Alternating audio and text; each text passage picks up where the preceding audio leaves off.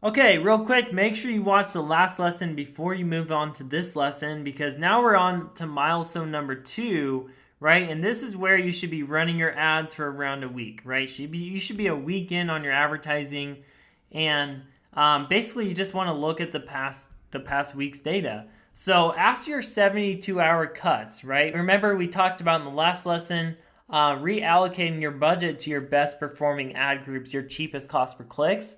So after you're doing that, right, your best performing ads will have an additional 96 hours, so that's another 4 days, right, to run and gather more data and determine if your funnel is set up to produce profit for you, right? So again, we still don't know if our funnel is profitable because we're only a week in or so. So now is the time to be very critical of both your campaigns and your funnel. The metrics you'll use to evaluate your performance, right, is these two things right here. So number one, if any campaign, ad group, or ad spend 3x your target CPA, then cut it, right? So that's just a rule that I follow. Again, you can extend it out a little bit more. And for those of you, because I start my ads with $50 per day, for those of you that are spending $10 a day, right, I would wait a little bit more, get a little bit more data. Maybe, wait for 2 weeks for this milestone, just because the more you spend per day, right, the faster you're going to get data. So if you're only spending $5, $10 a day, you might want to wait a little bit longer, right? Longer than a week for this case scenario. Remember, this is my personal framework and rules I follow for my $50 per day budget starting out, okay? So anyways, for this, right, so basically what this is saying,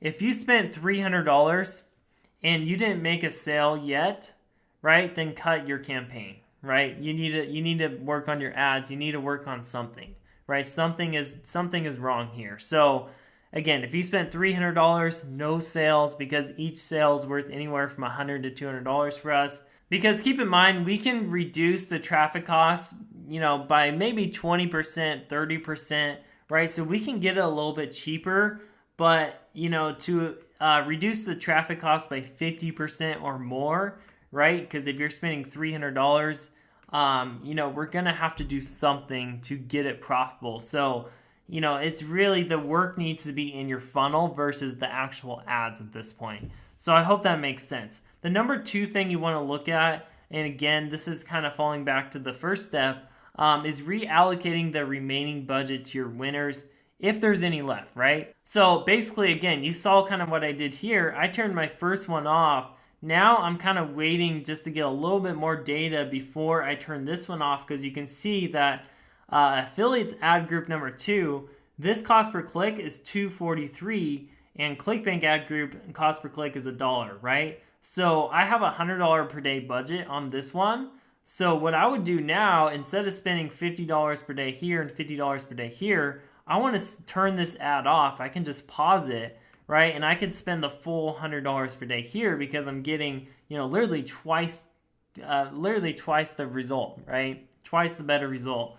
So that's kind of what I'm talking about there. So the next thing is, you want to ask yourself, can your funnel make this work? You're now at the stage where you need to take a hard look in the mirror, right, and determine if the existing funnel has the chance to be profitable, right? So you really have to look at it, right? If you spent $300 and you have 3 leads, there's something wrong, right? Either your system's off or something's wrong. Like the first thing is to look at is your clicks. Are you getting clicks, right? If your cost per click is really high, if you're not getting clicks, you have to look at some things. Maybe you need to work on your ads.